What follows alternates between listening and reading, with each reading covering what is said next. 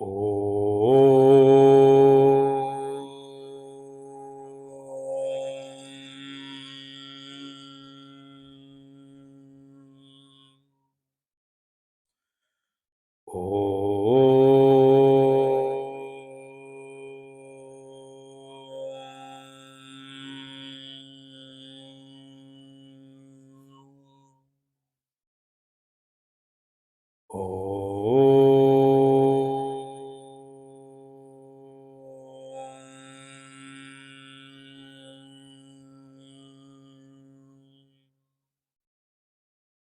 ओम श्री गणेशाय नमः। ओम श्री सरस्वत्यै नमः। ओम श्री गुरुभ्यो नमः। सच्चिदानंद रूपाय विश्वोत्पत्त्यादिहेतवे तापत्रय विनाशाय श्रीकृष्णाय वयं नुमः। श्रीकृष्णाय वयं नुमः। वसुदेवसुतं देवं कंसचाणूरमर्दनं देवकी परमानन्दं कृष्णं वन्दे जगद्गुरुं। कृष्णं वन्दे जगद्गुरुं। मूकं करोति वाचालं पङ्गुं लङ्घयते गिरिं यत्कृपातमहं वन्दे परमानन्दमाधवं। परमानन्दमाधवं। परमानन्दमाधवम्। ॐ वाङ्मे मनसि प्रतिष्ठिता मनो मे वाचि प्रतिष्ठितम् आविराविर्म एधि वेदस्य महानिस्थः श्रुतं मे मा प्रहासीः अनेनाधीतेन अहोरात्रान् संदधामि ऋतं वदिष्यामि सत्यं वदिष्यामि तन्माम् अवतु तद्वक्तारमवतु अवतु माम् अवतु वक्तारमवतु वक्तारम्। ओम शांति शांति शांतिः।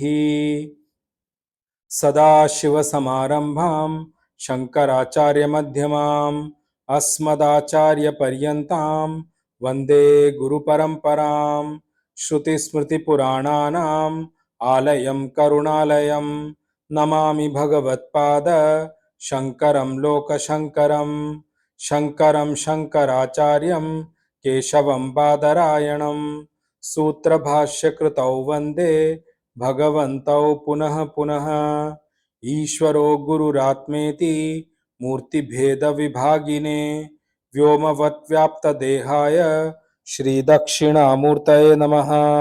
श्रीदक्षिणामूर्तये नमः। श्रीदक्षिणामूर्तये नमः। श्रीकृष्ण गोविंद हरे मुरारे हे नाथ नारायण वासुदेवा जिह्वे पिबस्वामृतमेतदेव गोविन्द दामोदर माधवेति। हे कृष्ण हे यादव हे सखेति। हे कृष्ण हे यादव हे सखेति। हे कृष्ण हे यादव हे सखेति।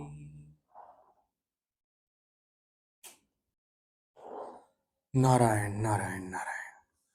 Supreme Consciousness Bhagwan Krishna, while expounding upon or explaining upon the properties of a man of realization, the series of verses which Bhagwan Krishna gave, starting from verse number 55, where he started to explain the different properties of a man of realization.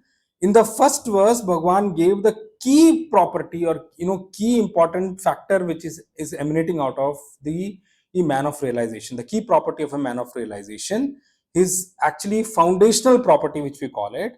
And then in 56 and 57, Bhagwan spoke about the kind of reactions which a man of realization has towards the situations around him. So one was the internal property, what you call that, how what internal stamina a man of realization has got. How does he live internally within himself? What are the attribute on which his whole life is standing upon.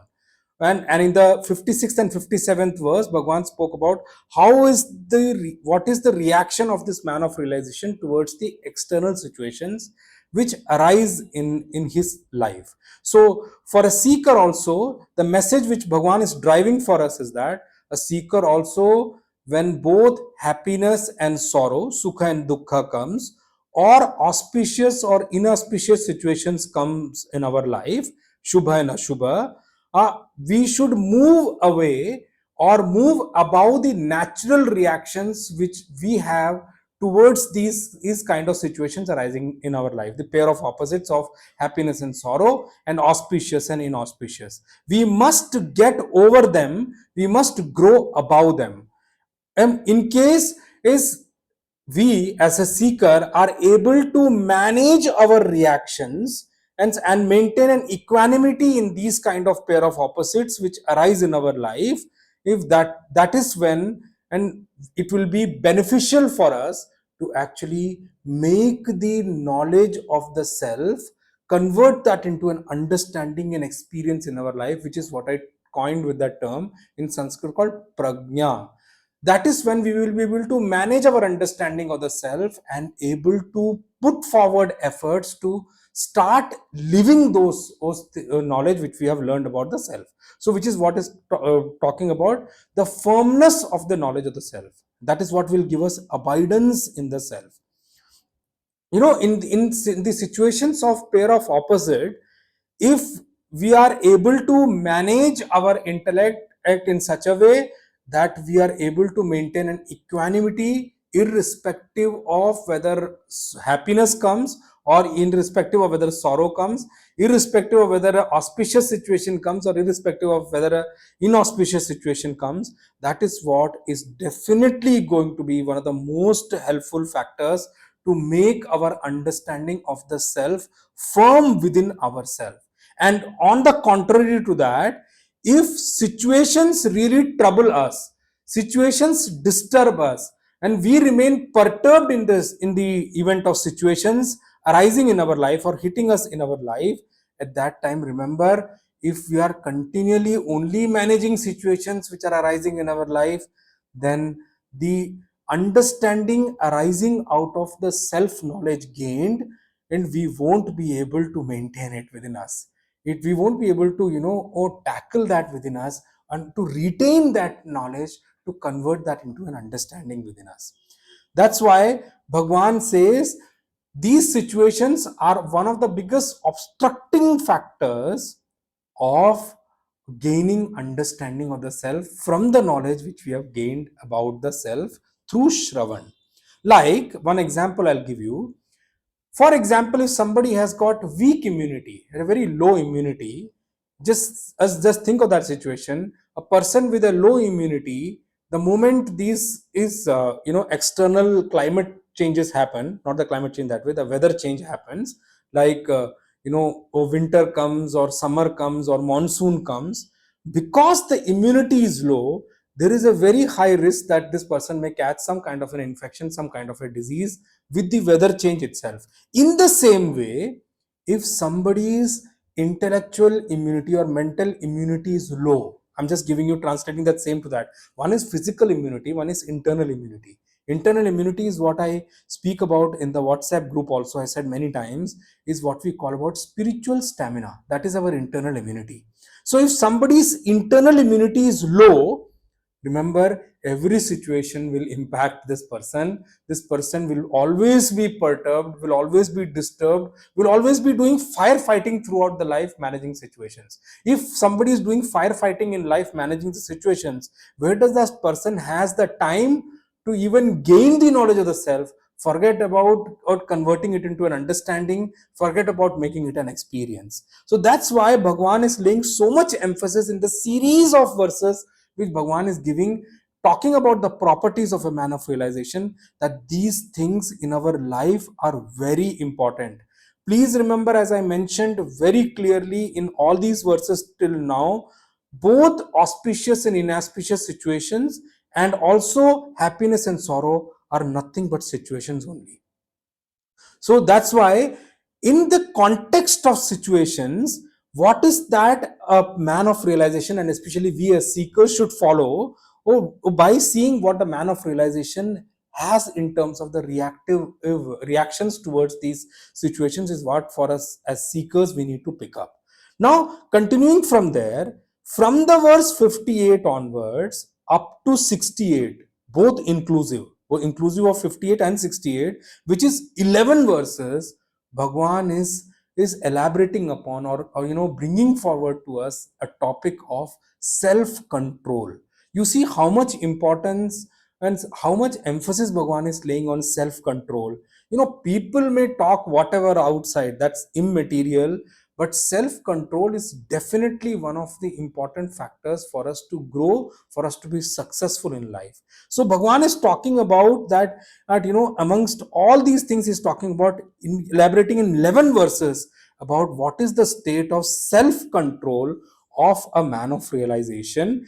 And it is a very clear indication for us as seekers that in the vision, in the sight of Bhagwan Krishna, in the thought of Bhagwan Krishna, in his words, Bhagwan is laying so much importance to self control, which is definitely of paramount importance for a seeker, if a seeker wants to be successful in his endeavor to gain self knowledge and gain realization. Let's read the verse 59. We explained most of the verse in the last session. I'll take up the remaining portion before we move forward into the next verse onwards. So, verse number 59. विषया विनिवर्तन्ते निराहारस्य देहिनः रसवर्जं रसोऽप्यस्य परं दृष्ट्वा निवर्तते. विषया विनिवर्तन्ते निराहारस्य देहिनः रसवर्जं रसोऽप्यस्य param drishtva nivartate. We saw this verse in great detail in the last session. There is some more portion which I need to cover before I move on to the next verse. Let's see the literal meaning again to bring back the entire verse into your memory. In this, the literal meaning of this verse is, the objects of senses turn away from the abstinent man, leaving the longing behind. But his longing also leaves him upon seeing the Supreme. So we took up in great detail the meaning of the word nirahar, and from where I explained the literal meaning which we understand of nirahar is remaining without food, which we most of our Sanatan Dharmis to definitely do, who during fasting, whether it is Ekadashi, whether it is Shivratri, Janmashtami just went by. When we do fasting, that is one way of understanding nirahar. But I explained you in the last session that nirahar does not only mean remaining without food. Actually, it means remaining without food, but not only the physical food which we eat. That's not what it meant. It is about remaining without food for all the senses.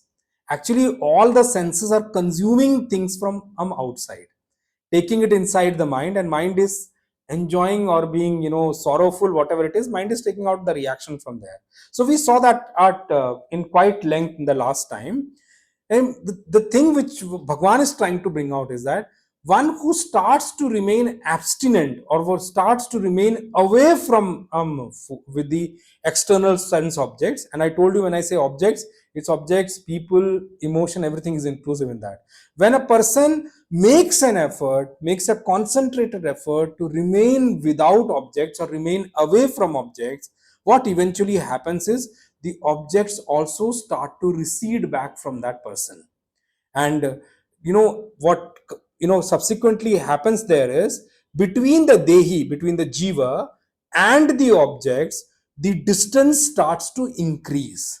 But The difficulty what happens, and even when this kind of an effort is put forward, is in the mind of the enjoyer, the bhokta, from time immemorial, there is culture which is entangled, which is stored in his inner equipment of man, buddhi, chitta and ahankar, or in his vasanas also it is there.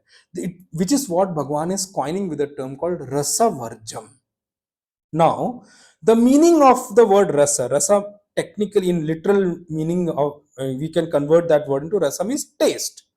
The actual meaning of the word rasa is in the objects of our senses, in the sense objects, there is something called a thought process which is in our intellect, which is stored there, that these things beautify my life, these things add value to my life, these things add beauty to my life. These objects, things means objects, things, people, relation, anything you can put forward. That the first thing which is stored in our intellect for these objects is those objects which we run after and we chase and we desire also, is that these objects add value or beauty to my life. It is called shobhan buddhi.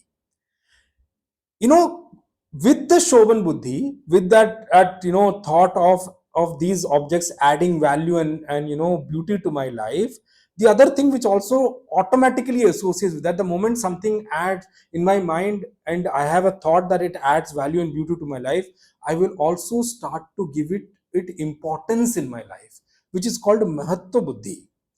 And then why is both these things there? Because I have derived happiness from those objects or things in probably some life, so to say. Maybe in this life, till the time I have lived now, maybe in this life I've derived happiness. Maybe in some other life I've derived happiness. So that happiness driving factor, which is called sukha buddhi, that thought of happiness being hidden in that object, is also stored in my intellect, so to say. So what happens is, three things correspondingly goes for that particular object. One is, there is a thought that at these objects, these things have given happiness to me, so they are source of happiness to me. That's the first thought with there. Because it is source of happiness, I start to give importance for it. Because I start to give importance for it, I also have this thought which it gets stored in my intellect and in my memory, that these things or objects or whatever we call it, they add value and beauty to my life. So these three things go parallel for that particular object. Now, what happens with that? No, so what if it is there in my intellect? These objects, even during our life, maybe with knowledge, with careful thought, after giving careful thought, we end up giving up this object. For example, we become seeker now, and I want to change the direction of my life, and I want to run after gaining the self, gaining God, or objects or objectified happiness is not something which I want to chase after. I want to change the direction of my life. That is when I start to call myself a seeker. Okay. A seeker, the first thing that seeker does is has to have a discriminative intellect first. Have to sit down, discriminate that these things are not what good on an eternal way for me. They are not going to give me long lasting happiness. I don't want to chase them. Through that discriminative thought process, a seeker, for example, maybe gives up these objects for the time being. Okay. But even after giving up that object, physically that object has been given up. And I told you in the explanation which I did last time, that after physically giving up, when that seeker stays for a particular time, the object also starts to move away from that person. So the physical aspect of the object has already been given up. The object have been given up physically, but what remains or resides in that person, in that seeker's intellect, is the rasa buddhi, the thought of taste which has come from that, and which is a combination of the three things which I told you. What are the three things? The first is sukha buddhi, that I've derived happiness. They have the tendency to give me happiness. They make me happy, maybe temporary or whatever, because of which I've given importance to them. Because of that, I have added one factor in my mind, what thought in my mind, that they add value to my life or they add beauty to my life. Okay. But The irony of a seeker's life is what the problem with the seeker's life is what those things which the seeker has given up, those the happiness driving thought for those objects itself which is stored in the memory, those things continue to reside in the intellect of that person, and it keeps pestering that person from within, that you see, you have given up this object though, but let me tell you, there is happiness if you engage in that object.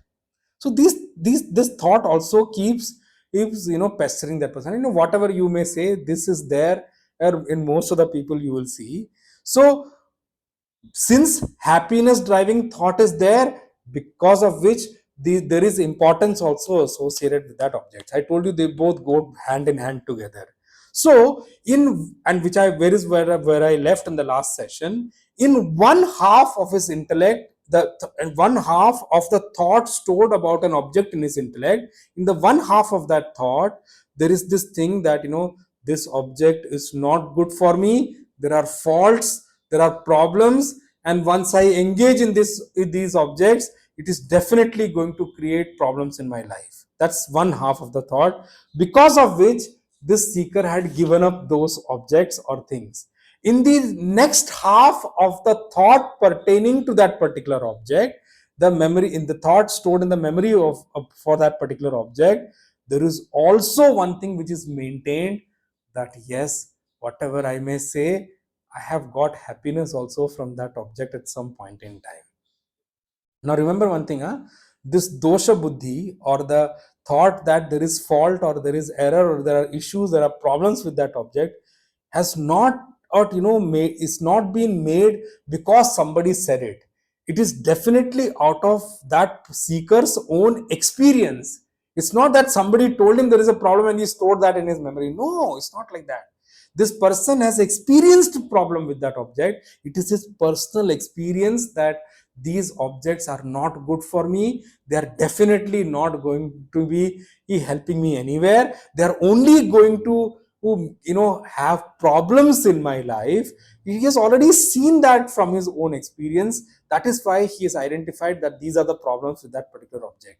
And he also knows that in the past also, this has given me great loss, I have suffered because of this particular thing in the past also. But the truth is, in the next half of the thought in the memory for that particular object, there is also this thing that happiness has also come from that object at some point in time, because of which the complete give up is not possible for that person, because of which that person is, he's able to give up partly these things. I'm just giving you one example. I told you in the last session and highlighted it very much, that if we engage in fasting, and during fasting, if this thought continuously, the thought of food continuously comes in our mind, actually it is a good level if the thought continuously comes but we did not end up eating food.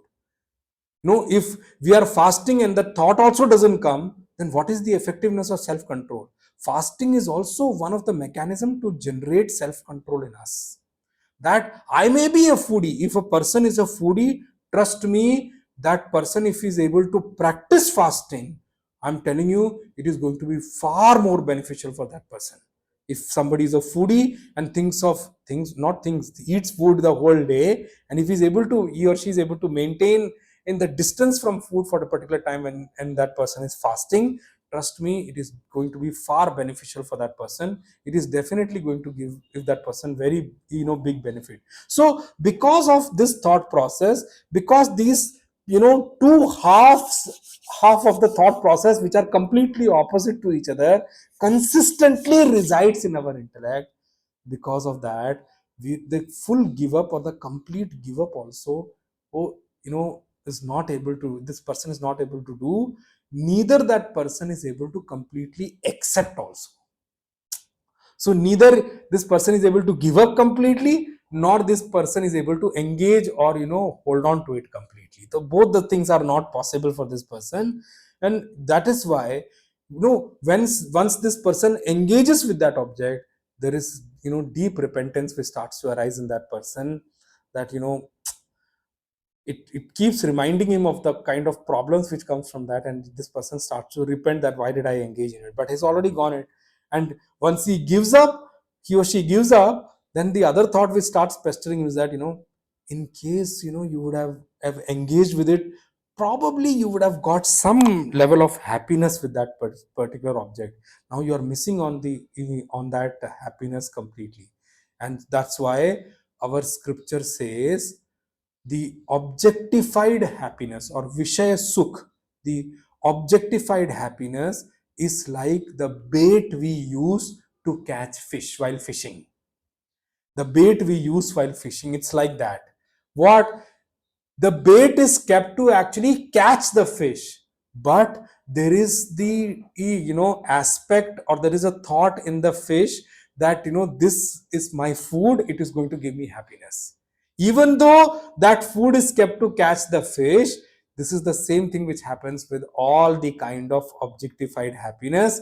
The bait is kept to catch the fish, and because there is the thought that it has given happiness, the fish also goes after it and gets caught and gets killed also. So to answer that question, that how Bhagwan tell us how we are able to work out something to give up this happiness driving thought related to a particular object stored in my memory. How are we, how can we actually be effective in giving up some object completely? How are we able to, how can we tackle the kind of thought which is residing in our intellect of importance associated with that object, or this thought associated with an object that it definitely adds value or beauty to my life? How are we able to, how can we tackle that? How do we move forward with this? So you remember one thing, supreme consciousness Bhagwan Krishna, without giving you any false promise. See, that's the beauty of Bhagwan Krishna. He's very openly saying this from this verse itself. He's making it very clear from this verse that, O man, O seeker, understand it, that this Shobhan Buddhi, or this thought that these objects add value, adds beauty to my life, is going to remain in you till the time you have seen the eternal supreme consciousness, till the time you have come face to face with the supreme consciousness, till the time you have got the vision of the reality or the supreme consciousness.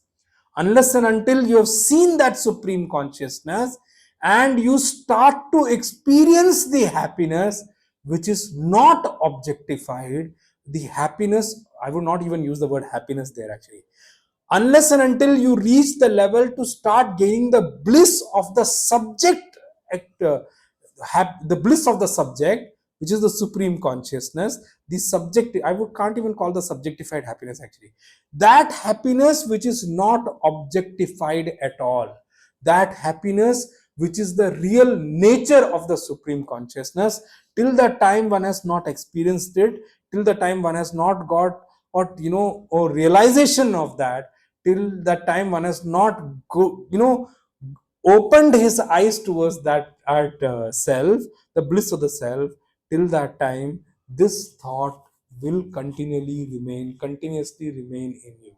And a seeker must learn to courageously and patiently live with it, and not let that thought sway you into wrong directions. That is what the exercise of self control Bhagwan is telling us. Now, one thought may come in us that why did Bhagwan even bring it up? Why did Bhagwan have to come up with this? That many times when we teach people many things which are real things which we may not even elaborate, that other person may not understand. But Bhagwan says very clearly, don't think tomorrow you start doing spirituality and you keep asking yourself that this is not going, that is not going. Many students come to us also that I want to devote to God, but there are times when I'm not able to, I've completely drift away. These kind of situations will arise. I keep telling people one thing very honestly: if you want to commit yourself to spiritual knowledge, if you want to gain spiritual stamina, if you want to gain the grace and blessings of God, the one thing which is of paramount importance to you is that first few things which are of paramount importance to you is that one is be consistent, number one. Number two, continuously develop and grow in love and devotion for God. What that grace of God can do, you will not understand. You will not know, oh, I cannot even explain it to you that way. The third thing is that continuously, make effort to earn punya in life. Do efforts to gain punya in life, because punya also become one of the supporting factors for you to reach and be consistent on that path. The fourth thing is definitely look for a guru and take the refuge and be under the tutelage of a guru and go by what he says, because that guru can explain you how to come over such kind of situations. So that is what Bhagwan is trying to explain here with this particular one. So for a man of realization, the moment a man of realization realizes the self or has the vision of Param Brahma, which is Brahman, which is the supreme consciousness, at that immediate moment itself, that at memory, that thought which is stored in the memory of that these adds value to my life, adds beauty to my life, along with the importance given in my mind and for that particular object, completely gets destroyed, annihilated forever. So till that time we gain that supreme bliss, we gain that supreme, the vision of that supreme consciousness.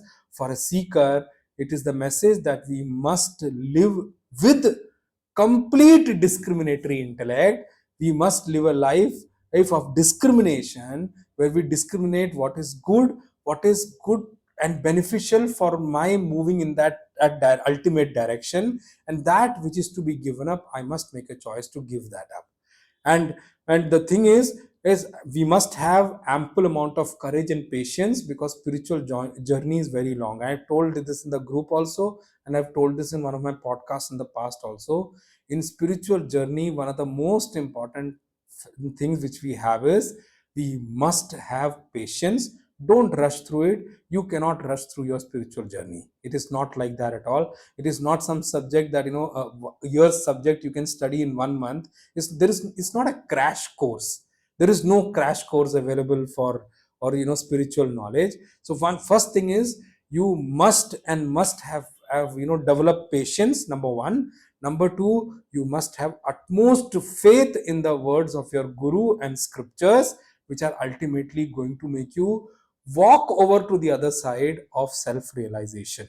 So the biggest assurance Bhagwan is giving to us is that this Sukha Buddhi or this Shobhan Buddhi or this Mahatva Buddhi is not going to remain forever. Don't think that I have to realize like this only. That's not the case at all. There is a point in time when this will become fruitless.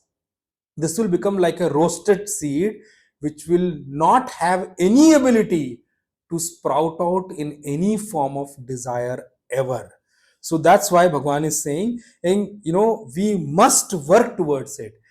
Now remember, this is the point which Bhagwan mentioned in the 55th verse also, when Bhagwan said, Atmanyevatmana tushtaha. The realized master or the saint or the self-realized saint is what? Atmani eva atmana tushta. He is always contented and fulfilled in the self, by the self, all the time. He doesn't need any objects at all. See, remember one thing, the happiness also we need to understand in very different manners actually altogether. We haven't understood it correctly, so to say. Happiness is also coming from the objectified happiness is also actually coming out of the self only, but we don't understand, so we run off. We think that the happiness is placed in the object. But for a man of realization, this vision is completely there, that he's completely fulfilled and contented all the time in the self. So that's why he doesn't need to run after any object, so to say. Till a seeker reaches this point, Bhagavan says there is a lot of hard work required. There may be struggles coming in life, but remember, all this hard work and struggle are definitely going to be helpful and beneficial for a seeker.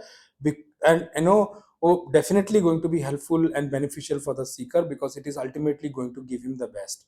But one of the things, while doing this hard work and struggle, during this struggle, one of the most important thing which is going to be of great help for a seeker is something called Sharanagati, taking refuge in the lotus feet of God and Guru and scriptures. Actually, Sharanagati is definitely going to be a very big factor which is going to help during this struggle period, during this period of hard work, to reach that level. Or so to say, other thing which is definitely going to be beneficial for a seeker is, once the seeker starts to place his dependency on higher sources of happiness. Uchchatar Anand Strot is what we use the word. Once the seeker starts to place his dependency on the higher, or choice, or chooses the higher sources of happiness, leaving aside the lower sources of happiness, that is also definitely going to be very, very helpful and beneficial for a seeker in his journey of spiritual life. Once a seeker chooses the higher sources of happiness versus the lower ones, remember, even if importance have been embedded in the thought of such a seeker for lower levels of happiness driving objects, those also become ineffective, so to say, as the seeker moves along. Bhagwan Krishna is also saying the same thing, that if a seeker starts to choose the higher sources of happiness, must remember, at that time the lower sources of happiness, or the sukha buddhi, or the thought that these adds beauty to my life, or these gives happiness to me, starts to become ineffective in the life of a seeker, and they will not trouble the seeker so much. But if seeker is not able to gain fulfillment or contentment from those higher sources of happiness, remember one thing, that seeker is definitely very, very vulnerable, and is prone to slip sometime or the other, because without happiness no one can live.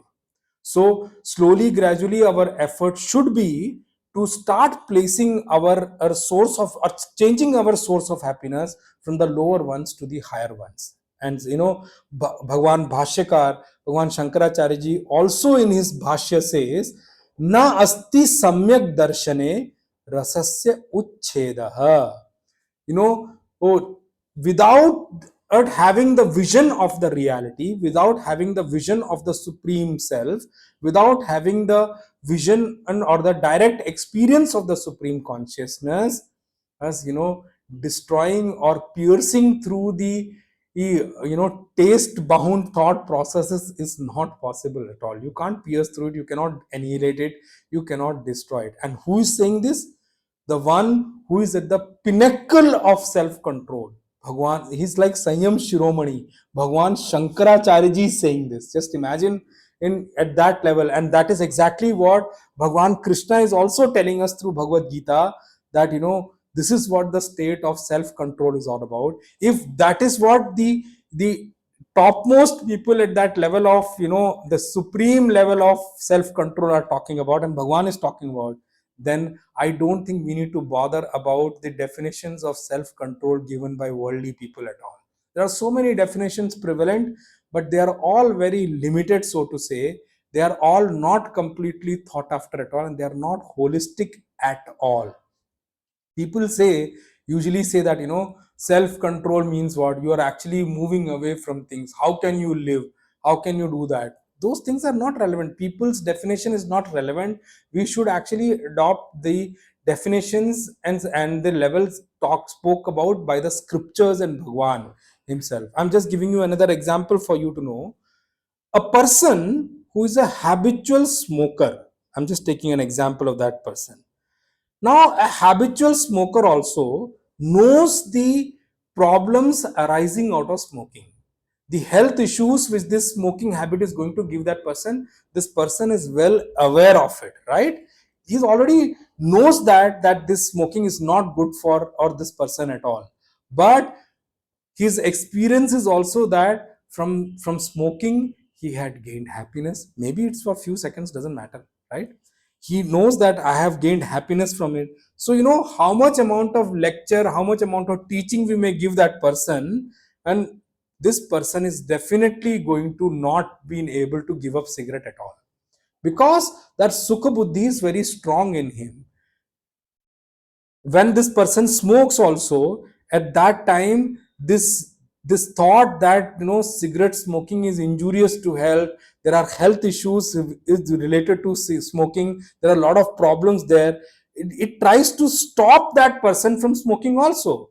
Oh, and this person repents upon his own weakness also, that I do not know why I'm smoking. On the other side, that thought that there is happiness in smoking also draws him, pulls him towards that smoking thing.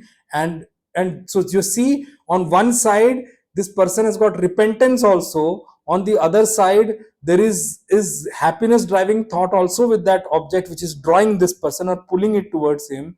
So we see that ultimately, because he doesn't have so much stamina to actually hold on, he gives up and goes towards smoking and repents later on after that.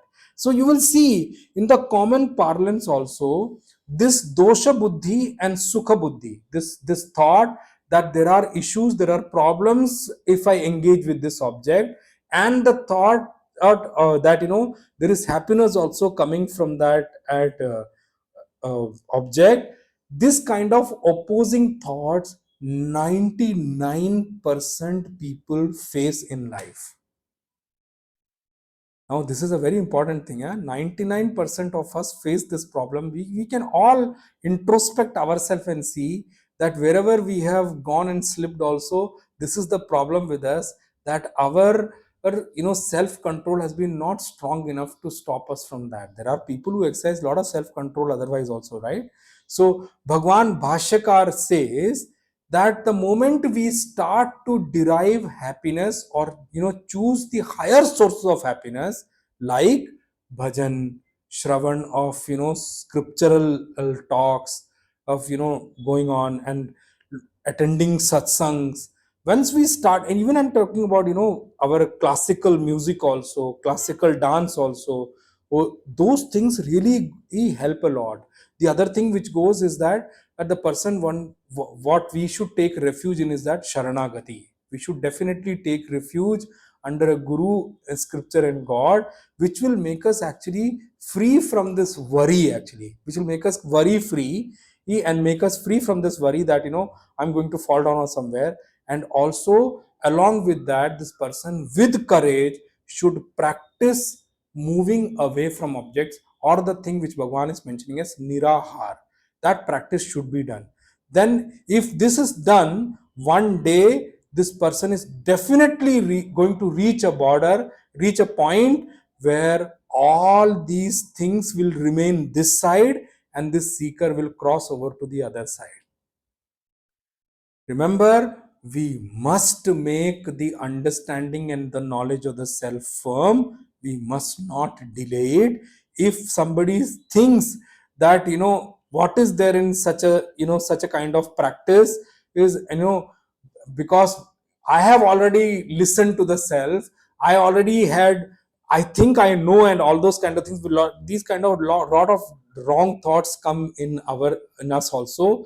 For that, Bhagwan is giving the next verse. If you think that you have gained so much of spiritual stamina, and you think that you are evolved already, and you have already given certificate to yourself that you have already learned everything of some spirituality, nothing more is required, then please listen to the next verse which Bhagwan is saying. Before I go to the next verse, when Bhagwan is talking about the state of affairs of that person who's so overconfident that I have already gained the spiritual knowledge and I already know what Guru is all talking about. There is nothing more for me to learn. What is new is he talking about? I told you there are some people who I have seen, they go to satsang to see, let me see what is this Guru going to talk about, which I don't know. Probably, I am at a state that I can teach the Guru. That this is the level of some people. So before I go to the next verse, I want to read some lines of Pujya Gurudev's commentary of this particular verse, which is very, very nicely written. I'll read this before I move to the next verse. He says, without pratyahara or uparati, we can observe cases wherein an individual comes to maintain self withdrawal from the sense objects due to some physical incapacity or due to some special mental mood of temporary sorrow or misery. This is what I've explained you in the last session also. Sometimes doctor only stop us from consuming things, but we can't call that self control, right? In all these cases, though the sense organs come to feel an aversion for the respective objects, their inclination for these objects merely remains dormant for the time being. Similarly, Arjuna doubts that even in a yogin, even in a man of self realization, a yogin, the capacity to withdraw from the temptations of the sense world may be temporary, and that under favorable or sufficiently tempting circumstances, they may again raise their hoods to hiss and to poison. His doubt is answered by Bhagwan in this particular verse, which is the verse number 59. If you observe the flights of objects of sensuousness from shops to their customers, you can understand this point very clearly.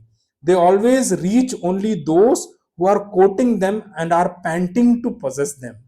The wine cellars get emptied when the bottles walk out to replenish the sideboards of the drunkards. Plows made by a smithy are not purchased by artists, poets, doctors, and advocates. They must necessarily reach the homes of the farmers. Similarly, all sense objects ultimately reach those who are courting them with burning desires. From the one who is completely abstinent, sense objects must necessarily get repelled. But although the sense objects may temporarily seem to turn away from him who is abstinent, the deep taste for them that is ingrained in his mind is very difficult to be erased completely. Here, Krishna, in his supreme wisdom, assures the seeker that these mental impressions of sensuous lives that were lived in the past by the ego from the beginning of creation to the day to beginning of creation to date with all be totally erased or at least made ineffective as roasted seeds only when the seeker transcends the ego and comes to experience the self. This is not very difficult to understand since we know that the objects of sorrow and occasions of tragedy within one plane of consciousness are not available in another. The kingship that I enjoy in my dream does not add even a bit to my dignity when I wake up to realize my insignificant existence. So too, my meager existence in the waking state will not prohibit me from the full kingly glory in my dream kingdom. Similarly, the ego that exists now through the waking dream and deep sleep states has gathered to itself a dung heap of impressions, all purely sensuous. But these cannot be effective when the same ego, upon transcending these three planes, come to experience the plane of God consciousness. Now we will move to the next verse. And once I read the verse, which is verse number 60, I will read the Sambandh Bhashya, the connecting in para which Bhagwan Shankaracharya is given to connect verse number 59 to 60. Let's read the verse 60 first. यततो ह्यपि कौन्तेय पुरुषस्य विपश्चितः इन्द्रियाणि प्रमाथीनि हरन्ति प्रसभं मनः यततो ह्यपि कौन्तेय पुरुषस्य विपश्चितः इन्द्रियाणि प्रमाथीनि हरन्ति प्रसभं मनः. Bhagwan Shankaracharya connects this last verse to this one by saying, mentioning something which is very, very beautiful. So I must read this for you. Samyak darshana lakshana prajna stairyam chikirshata adau indriyani swavashe sthapayitavyani yasmat tadanavasthapane dosham aha. The one, Bhagwan Shankaracharya ji says, The one means the seeker, who is desirous of making firm the knowledge gained about the self or supreme consciousness. The one who is desirous of making the self knowledge firm within that person, to that person must first make an effort to exercise complete control over his or her senses. Why? Because if he or she does not do that, these are the problems which can happen, which is what Bhagwan Krishna is explaining in the next verse, which is verse 60. He who would acquire steadiness of right knowledge, prajna, should first bring his senses under control, for if not controlled, they will do harm. So the Lord says these are the harm which this is, which, you know, if you have not exercised complete control over your senses, it can do to, you know, derail you from the path of spirituality, so to say. I will also read the Bhashya of Bhagwan Shankaracharya for this verse before I start going into the meaning. यततः प्रयत्नं कुर्वतः अपि हि यस्मात् कौन्तेय पुरुषस्य विपश्चितो मेधाविनः अपि इति व्यवहितेन संबंधः इंद्रियाणि प्रमाथीनि प्रमथनशीलानि विषयाभिमुखं हि पुरुषं विक्षोभयन्ति आकुलीकुर्वन्ति आकुलीकृत्य च हरन्ति प्रसवं प्रसह्य प्रकाशम एव पश्यतो विवेक विज्ञान युक्तम मनः. Bhagwan Shankaracharya has said this in his Bhashya here. Let's see the literal meaning of this verse first. Bhagwan says in this particular verse, O son of Kunti, the turbulent senses do violently carry away the mind of a wise man, though he may be striving to control them.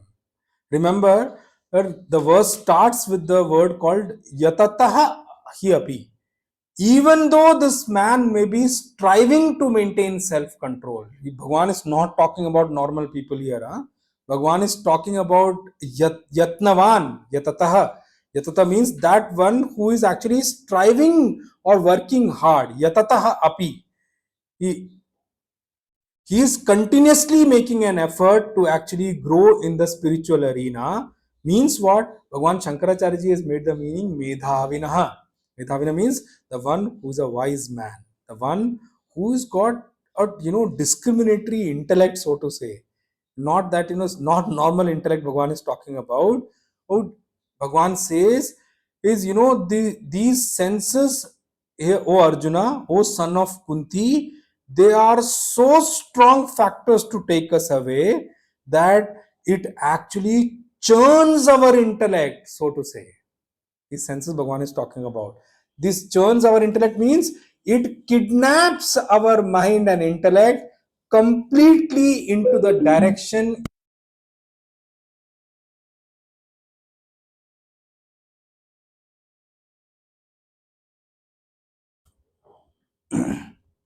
So Bhagwan is not talking about simple people here at all. He's talking about somebody who has worked hard to actually gain spiritual knowledge, or somebody who has actually worked very hard to reach that level, who's already become wise with the spiritual knowledge. When you know, these sense objects come in front of that person, in front of when the objects come in front of the senses, that for such a person also who is already medhavi, who is already wise enough of, you know, for that person also the senses have the capability to draw that person away from his direction completely. So Bhagwan is saying here that if objects are in front of the senses and that seeker who is already doing sadhana, who is already, you know, practicing the spiritual practices, who is already following the spiritual practices, if that seeker comes face to face with the object, or decides to come face to face with the object and see, let me see what happens.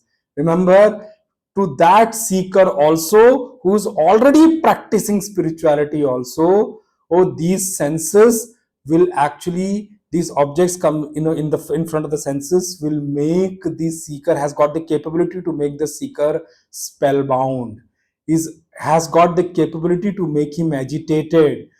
That's why. And what happens after that? The moment these kind of thought process come, the agitations and all these kind of excitement start to generate, it will start to work towards capturing his mind, and means what? The sadhak or the seeker will have to give away it to that, those desires. They will sprout out in the form of desires. That's why Bhagavan says a seeker must make an effort, that he or she should not have focus towards the objects at all. Rather, those things towards which his memory has got this thing, that these objects give happiness to me, a seeker must practice to stay away from those objects, situations and things. Many people may say that it is called escapism, but remember one thing: if Bhagwan Krishna himself has, without fighting, gone away from a war rather than facing it, we must understand he is Bhagwan. There must be some reason, there is something which he wants to teach us. It is not important for us to test our limits all the time. That will be foolishness. We don't need to test our limits all the time. We must practice hard. Practice hard, that it becomes firm in us, it becomes settled and becomes completely part of my nature and character. So every time, it is not important for us to test our limits. Every time testing our limits is not going to be helpful. Rather, sometimes if we end up doing that, don't take, what do you call that? We use a word in Hindi called don't take panga with yourself types. We are not so strong that we can test our limits all the time. Every time it is not required. The more we can stay away, practice is, by staying away from it so much, that practice takes so much, such a strong stand in me, that it becomes intertwined with my character. It gets intertwined with my nature. And that's why every time we don't have to face it to see whether it is working also or not. Why is it required for you to test it, that way? Bhagwan says is, prasabham manaha.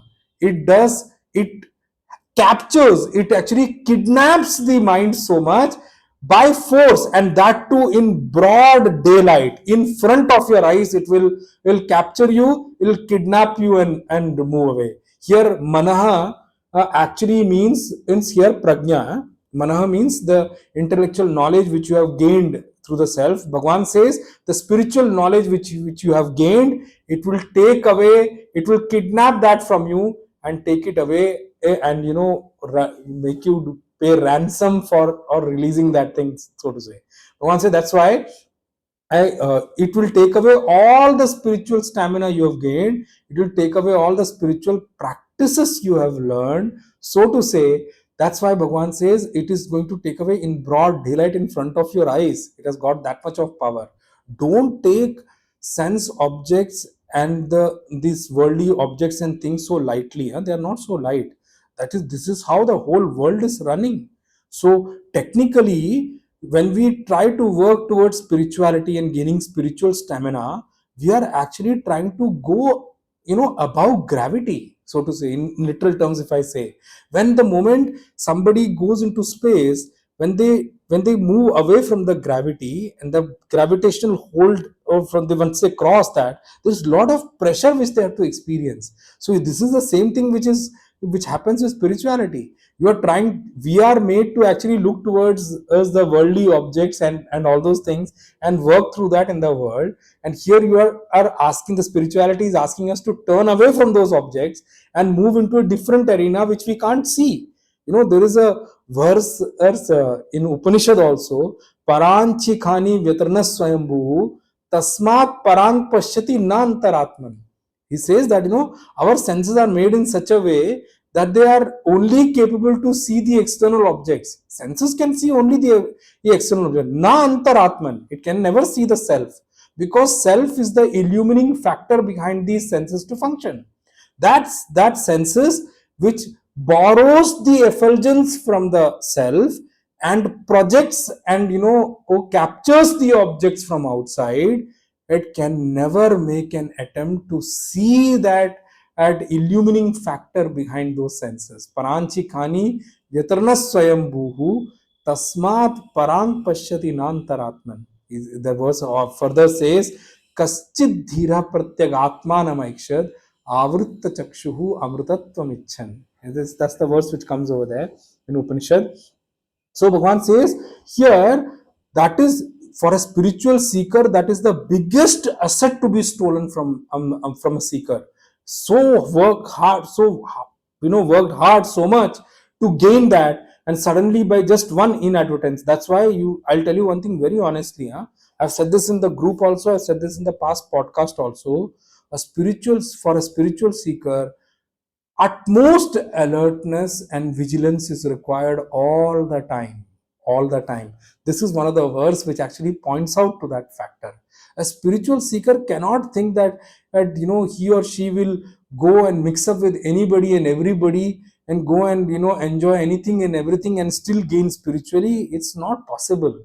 So we have to make that boundary ourselves. We have to make that choice ourselves. We must make that effort, that we must make a concentrated effort to stay away from objects once we have decided. We don't need to test ourselves all the time. It is not required. Once you gain the vision of the self, anyway, these things will become petty and petty paltry already. They will lose any significance anyway. But till that time, you have to hold on. You cannot test all the time and fall all the time, right? And in such a difficult situation, it is always wise to move away and stay away from object. That is called wisdom. From here, staying away or moving away from object is the only secret for spiritual growth for a particular seeker. That's why don't say such words that why should I remain without objects, why should I become nirahar, or why should I think of having a vision of the supreme self. We should not, a seeker should never talk about such things at all. Must make a concentrated effort all the time with alertness and vigilance. That is very, very important. To bring out the importance of this topic, bring out the importance of this aspect, Bhagwan has given so elaboration about the self-control portion. See, the topic of self-control is so huge. Bhagwan has really explained it so well, and he's laying so much emphasis that self-control is actually the beginning of our spiritual journey. If we really want to be successful in spiritual journey, each one of us must make effort to exercise self-control, so to say. Self-control is definitely a must criteria, a must requirement, a must effort to be put for every spiritual seeker if he or she wants to grow in the spiritual arena. And when Bhagwan says the sense control of senses, in the literal meaning is what? Rupa, rasa, shabda, sparsha, gandha, right? These are the senses we talk about. But then Bhagwan is talking about the control of them, right?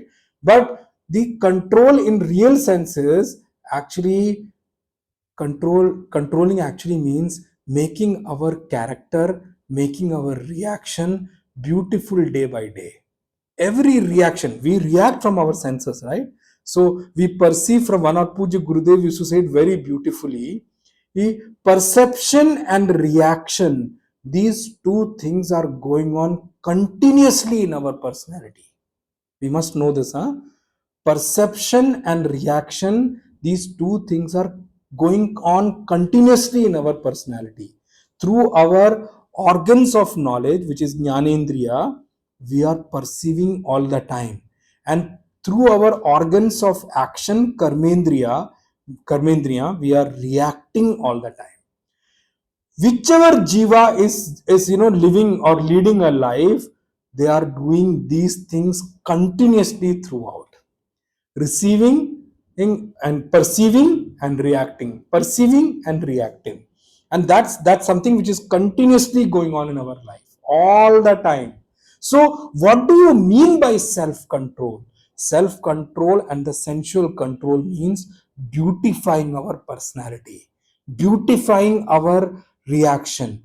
We will beautify reaction. Before that, we have to beautify our perception. Remember, from jnanendriya, from organs of perception also, we give reactions. By the way, from eyes are used to perceive forms, right? But I can also express love. Eyes can also express anger as well. Just see, they are organs of knowledge, so to say, but through them also we react. When the moment and we react, we have anger in our eyes. They say, no, you don't get angry, right? That means eyes are reacting, they are giving reaction. So all the time, this perception and reaction is happening throughout our life, every day, day in and day out. That's so to say. Then what is the real meaning of self control or the control of our senses? It actually should be translated this way. The actual meaning of the control of senses is that our behavior, our actions should move or should grow from being good to becoming beautiful, from being in without any backing of scripture, being non-scriptural, or being living like as I wish kind of a living, moving away from that to living a life which is expounded upon by our scriptures, how our scriptures are guiding us to live. And also the other way we can look at it is that moving away from immoral acts to morality, a life of morality. That is what we'll actually be meaning by the word called self-control. Moving away from objects is very small meaning of the actual word here.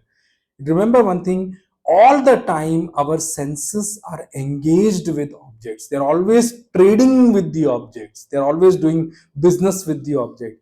And a sum total of all this exchange or engagement with this object of all our senses is what becomes our behavior, becomes our reaction, becomes our act.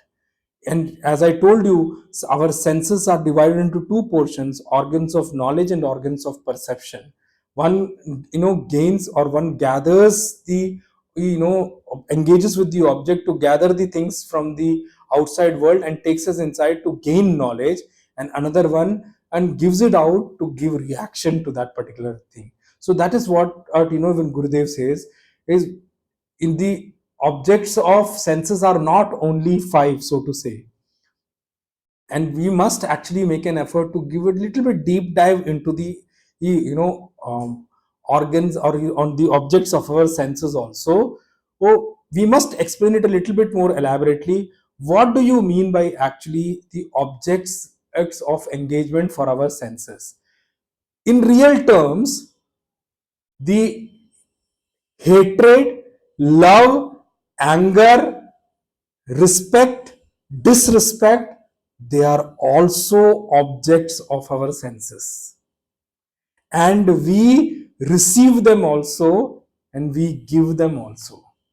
I told you, I just now was telling you, the organs of knowledge, anger and love can also be seen in eyes. That way I'll tell you, even lust can also be seen in the eyes. And if somebody knows how, somebody is a little bit wise enough, they can see these things expressing from the eyes. So we act through all these senses. Even respect and disrespect also is object for our particular senses, so to say. If we really deep down into the objects of senses, you will see that if we just define only 5 objects of senses, that will be incomplete definition. That will not be a complete definition of life. So we must sit down and make an effort to deep dive into the actual meaning of this verse, when Bhagwan says that Arjun, even for a man who is making effort towards the direction also, these senses have got the ability to carry away, kidnap this man, and derail him or her from the spiritual path. This is why we must actually need to have a deeper understanding of life, not knowing life on a superficial level at all. If you really see that way, sensual life or a life if of engagement of senses is what we actually call a behavioral life or a reactive life, so to say. That's why it is said when we talk about the self control, well, our behavior and our reaction in life, it should be according to, when we say, it should show maturity in us. That is, when these are according to scriptures, according to how our gurus talk about, according to our moral acts, that is when our behavior also comes out to become more, or mature, so to say. For that maturity itself, well, when we have this kind of matured act in life, matured old way, when we act in life, we lead our life, that is what the actual definition of self control is all about. Self control definition cannot be so limited that instead of having one sweet today, two sweets today, I end up eating only one and I will call myself in great self control. It cannot be so limited, so to say. In our life also, we cannot see it in parts. If we see life in parts, it will not help us anywhere. There many people, when you see in the external world, you will see they are very honest in terms of earning money, but when it comes to relationships, they cheat people. How can you call that self control? And some people on the other hand and are very honest in terms of relationship, but at the time of money they cheat also. you know the self control, the meaning of self control means what actually, when our entire act in the world and when our entire character, our behavior in the world is under control, that is actually what the meaning of self control is. That, and then self control will actually mean what? When we lead a life which is moral in nature, which is according to how scriptures tell us to lead a life, and also according to how guru tells us, or our guru speak about how to lead a particular life. All our act in this world should be for the happiness of the supreme consciousness sitting as antaryami within me. It should be for the happiness of the supreme consciousness. As that is why it is very important that we must have a deeper understanding about this topic of self control. Well, this is why Bhagwan has given this particular verse. you know in terms of food, if we talk about control, the control of food, to any doctor will only push us to do when we are sick and anything. That cannot be called as the definition of control, so to say. Then what exactly do we mean by self control? We must need to understand it a little bit more deeply. When we start to understand our life deeply, we start to understand our life in its core meaning, that is when we start to understand the deeper aspects of our life, and that is when we start to add value to our life. Right now, the situation is we have not understood the life completely, and when we lead a life or live a life with it incomplete or kiddish kind of an understanding, then that kind of an understanding is not going to do any good for us at all. Then we can't and lead our life according to that. We should actually exercise self control according to what Gita ji is trying to tell us. As what Gita ji is trying to guide us in terms of self control, those definitions we should try to adapt in our life. That becomes of an important effort for all of us to put in. We as students of Bhagavad Gita must take a vow that we will definitely follow what Bhagavad Gita ji, what Bhagwan Krishna is telling through Bhagavad Gita ji for us in terms of self control. And according to Bhagavad Gita, the meaning of self control is that our act in the world, our reactions in the world, our behavior in the world should be more and more according to what scripture says. It should be more and more moral in nature, and it should always have one thing at the back of our mind, that it should always be for the objective of giving happiness to the supreme consciousness who is sitting as self within us. The broader division we can do, that that through our organs of knowledge we only gain when, and through organs of action we only act, but that is incomplete. That definitely doesn't give us a full picture of life at all. For our spiritual gain, definitely it is for sure that self control is definitely going to be far far helpful in spiritual gain.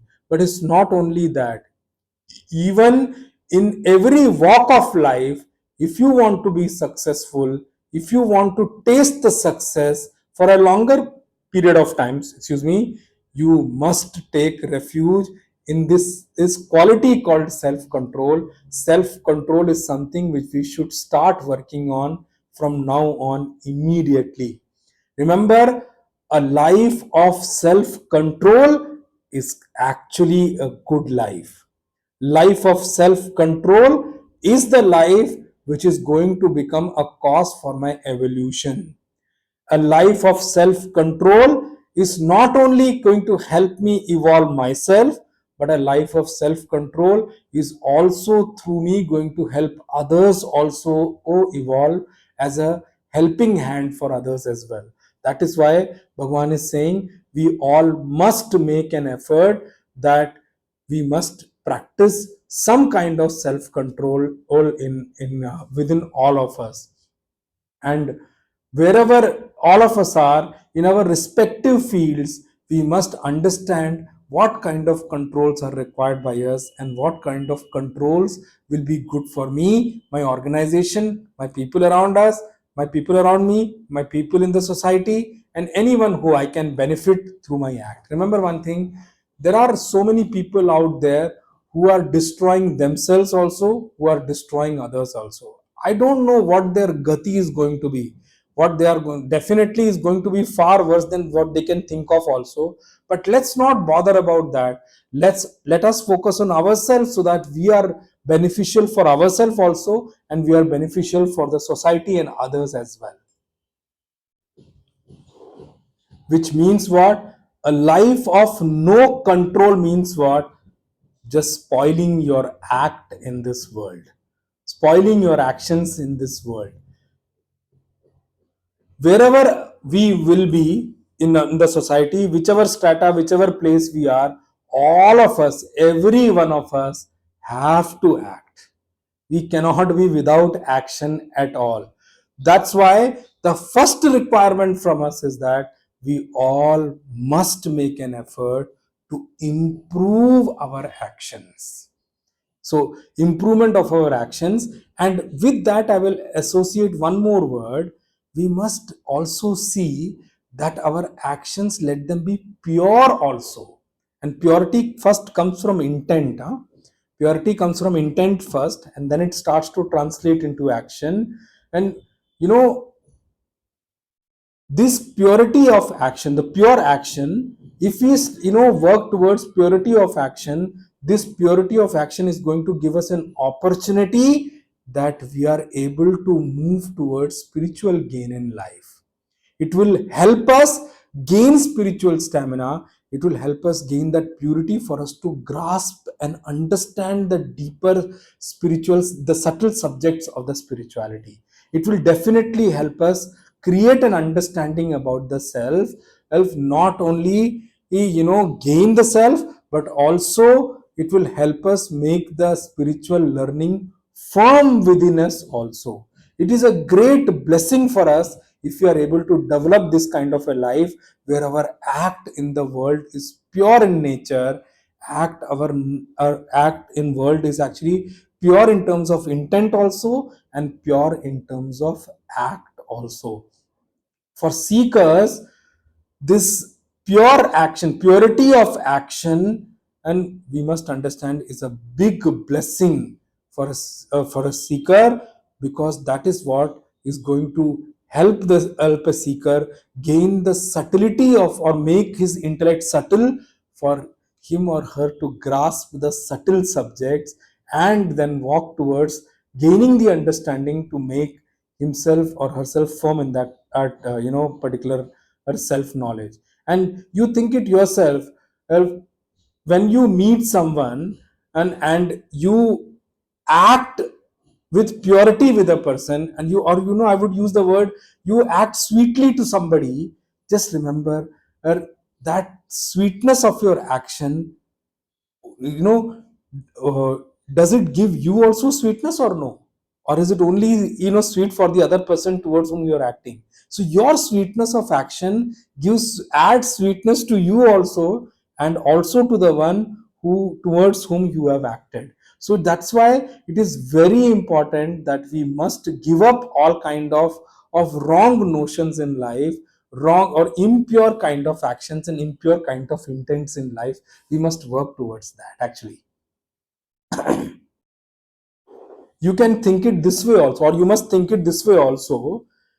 Just think that you meet someone and you act with pure intent and with a pure action, and your action towards that person or your behavior towards that person is also pure and within the moral boundaries of the action completely. And it's like very sweet for you to actually do that.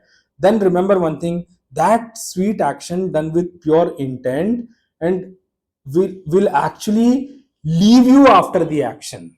It will not hold on to, it will not cling on to you at all. And also, once that action is done, you will experience a kind of peace within you. I'm just asking you, this thing. Those people who do destructive activities, trust me, they can never even imagine of remaining at peace ever. Those who destroy people, those who kill others, or try to create destruction in the creation, how can they be? On the contrary to that, just see, if someone acts with clean, pure intent with someone, and with love of, and with pure intent, after that act is done, that act is also going to leave them, and at the end of it will give him, peace of intellect, that will give you, that will generate a lot of peace in his intellect, right? And he or she will be able to do his sadhana very well after the act. And on the contrary to that, wrong actions with wrong intent done will make us disturbed internally, and such a disturbed intellect cannot do sadhana, cannot gain spiritual knowledge. And such an act will always be clinging on to our head all the time, and will not let us be also at peace, and not let others also be at peace.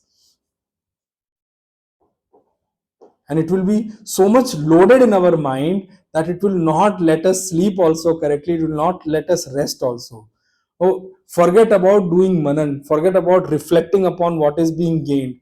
You cannot even act correctly. That is why when Bhagwan gives the topic of self control, we must understand Bhagwan is aiming at vyavahara shuddhi, the purity of action from us. And that is what Bhagwan actually means here by the meaning word called sanyam, word called actually self control. And self control is definitely directly going to be helpful in terms of gaining the subtlety of intellect to gain the knowledge, and also making the self knowledge firm enough in us. And if we do not have self control, then there is no possibility of gaining the self knowledge or making the self knowledge firm. Is something which is very far. This relation and between these things we must make firm in our mind, that this is what it actually translates into. Puja Gurudev Swami Chinmayananda, in his book called Meditation and Life, talks about one thing, brings out one thing very beautifully. Confrontation is unavoidable. Our choice is to learn the art of confrontation. In our life, if we think that we will always remain away from confrontation, that's not possible for anyone. Confrontation is really in terms unavoidable. I'm telling you, even though no, I'm working on the podcast and other things and all, and I do interact with people. It's not that at oh, I don't face confrontation from people at all. I do. But definitely, yes, it is very important that we must learn an art, or our choice to learn the art of confrontation. We must learn that art, because this is something in this world is going to be unavoidable for us if we are living in this world. Transacting or engaging with people while living in this world is definitely a must for everyone. The only difference can be how many people we engage with, how many people we transact with. That can be, reduced or increased depending from person to person. But this is not a choice. If we are living in the world, we all must act. Action is a must for us. We have to transact with people, we have to engage with people.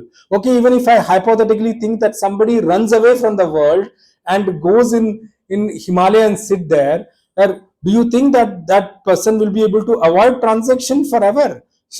Avoiding transaction is not a choice. Transaction is a must for all of us. Transacting with people and things and beings around is a must for us. A person who even runs away to Himalayas, so to say, running away from people here, also has to transact. The only thing that he or she may have to transact less with people, may have to transact more with nature, animals, plants, forest. The transaction is something which has to be done. It is not out of choice. It is a must for us, because that's how the world is made. Because this is the case, it is given to us. We cannot choose this at all. That is why it is of prima facie importance for us that we must learn the art of transaction. We must know how to transact in this world, and that's why we must learn to grow in our way of transaction also. We must we must gain that height of, going up to that level of doing better every time we transact. So we must make an effort that we must grow in our transaction rather than falling in the way we transact to people.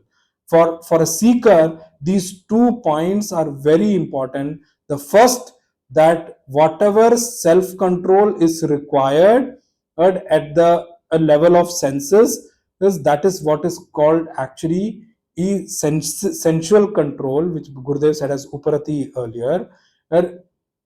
And this self control, this sense control, old Bhagwan has elaborately he praised this, and he wants us to actually follow. That's one. And for a seeker, the second thing we must remember is that self control is an important thing in the process of making the understanding of the self, or the knowledge of the self, firm within that person.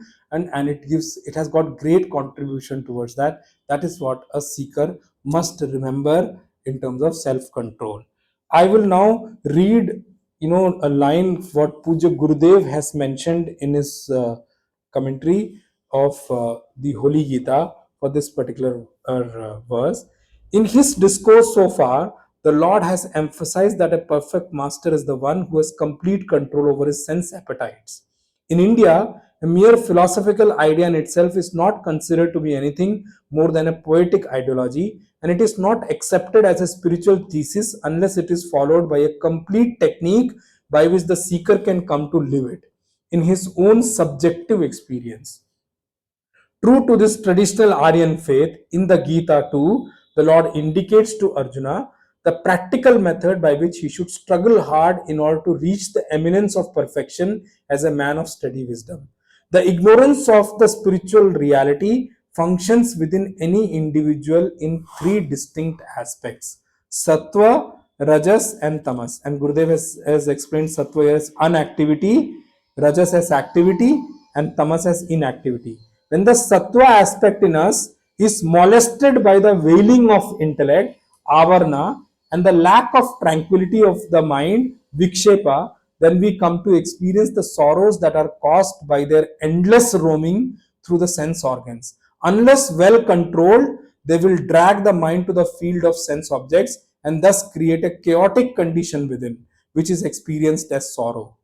The fact that this happens even to a highly evolved seeker is here accepted by the statement of the Lord. With this assertion, he is warning the seeker within Arjuna that he should not on any score let his objective mind take hold and enslave his subjective intellect. This warning is quite appropriate and timely within the scheme of thought in this chapter. Invariably, among those who are practicing religion, the common cause by which very many true seekers fall away from the path is the same all over the world. After a few years of practice, they no doubt come to live in a certain inexplicable inward joy, then being overconfident and often even vainful of their progress, they relax in their tapas. Once they come back to the field of the senses, the turbulent senses violently snatch the mind away from the poise of perfect meditation. And that's what Gurudev explains. I would read the next verse and give you the literal meaning, but we'll take the deeper meaning in the next session actually.